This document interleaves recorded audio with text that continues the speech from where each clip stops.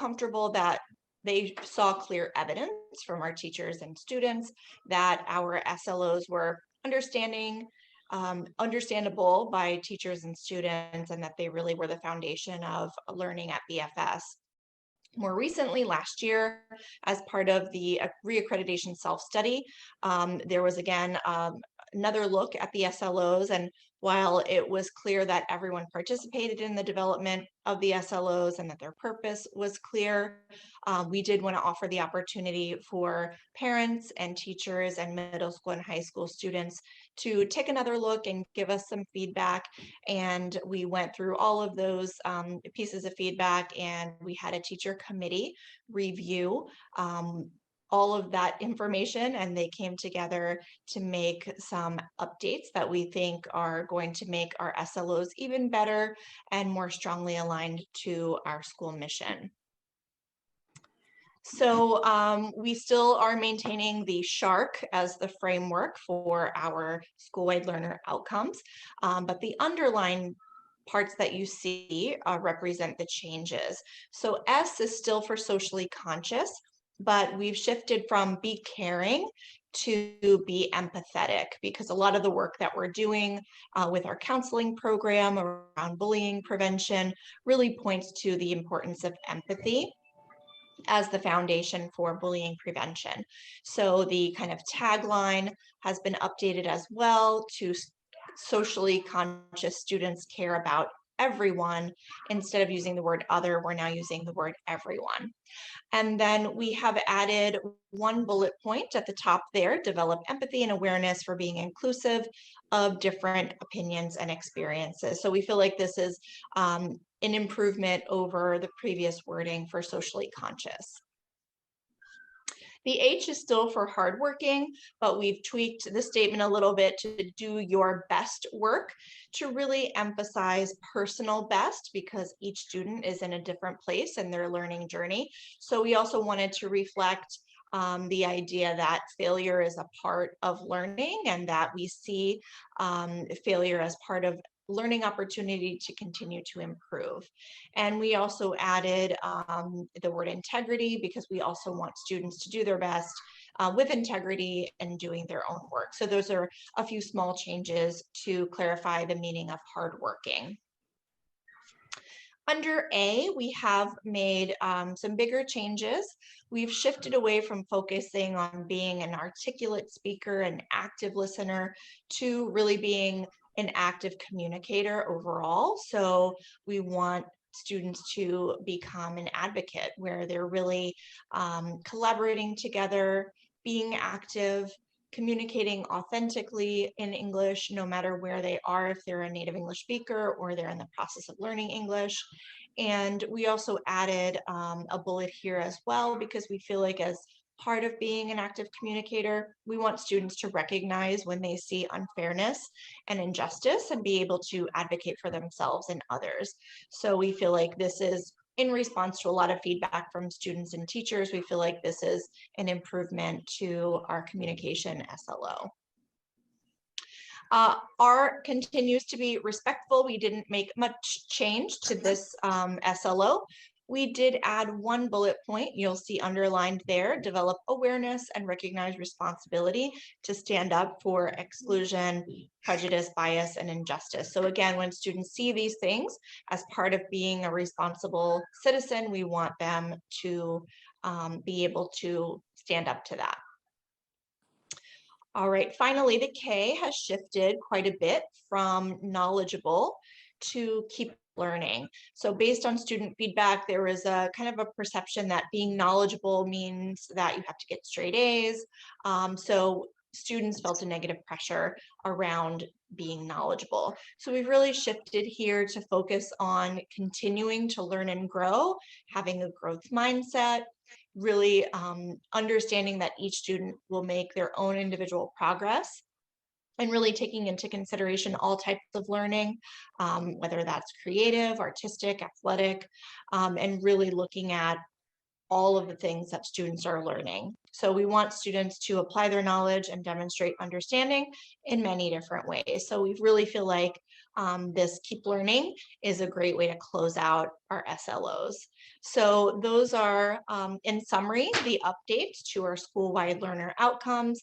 We feel like, again, this is an even better representation of what we want students to be able to do as they interact with each other here and when they move away from BFS as well. So students now have seen updated posters around classrooms, and as we celebrate these in our assemblies each month, these are the SLOs that we'll be using moving forward.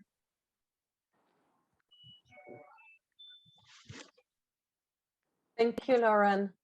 Are there any questions? It really has been a long process to update the SLOs. I just wanted to mention that there has been a lot of thought put behind the changes. It has been a very collaborative process.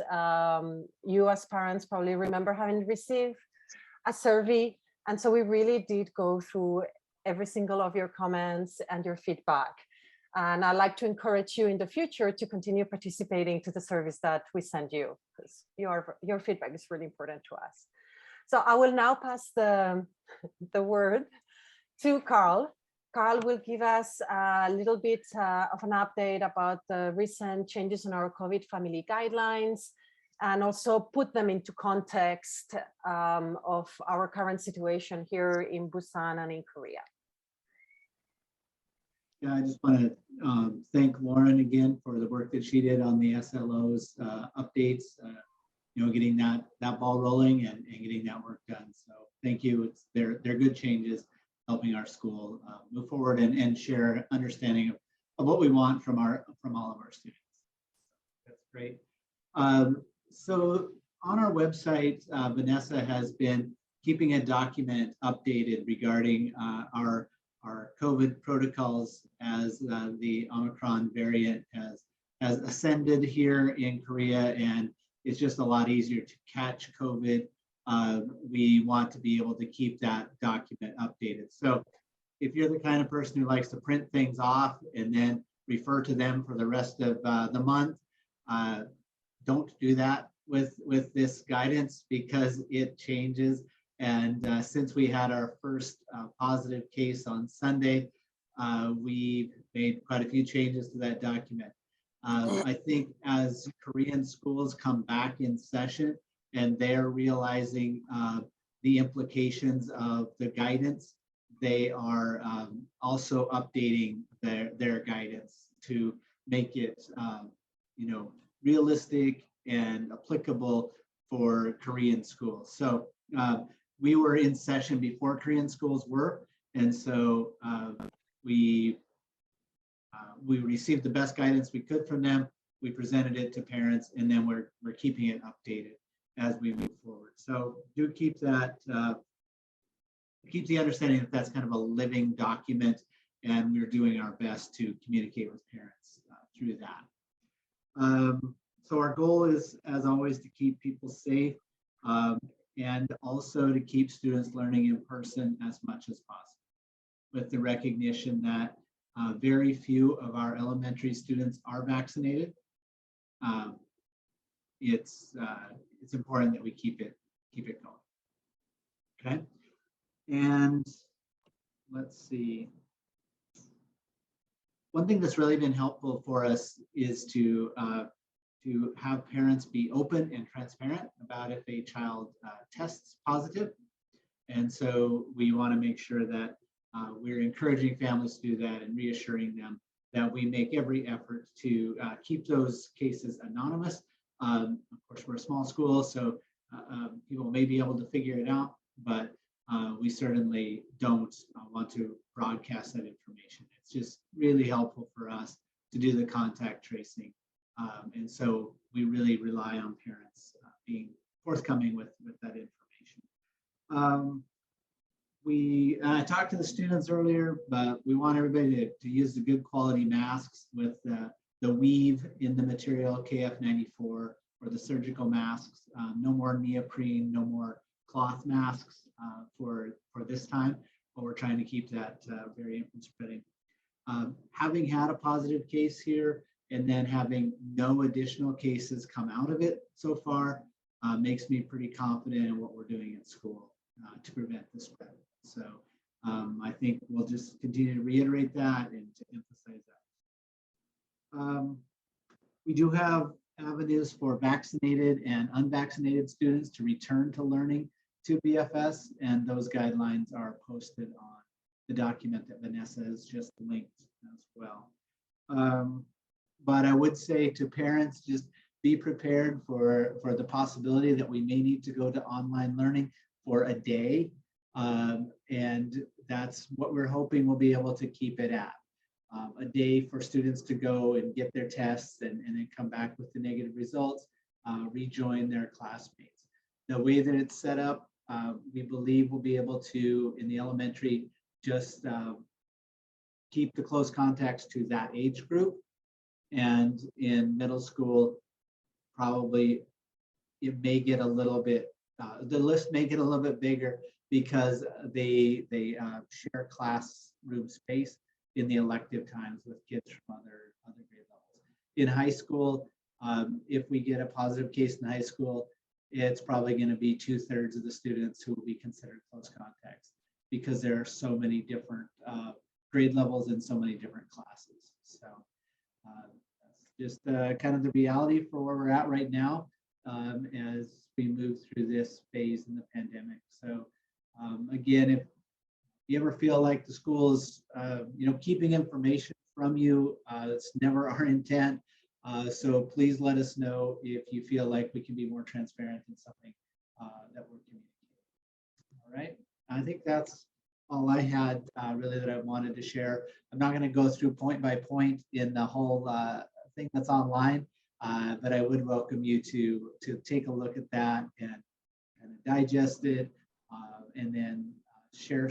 Let us know if something in there isn't clear, because we're pretty deep into it, and sometimes we might overlook something that is unclear.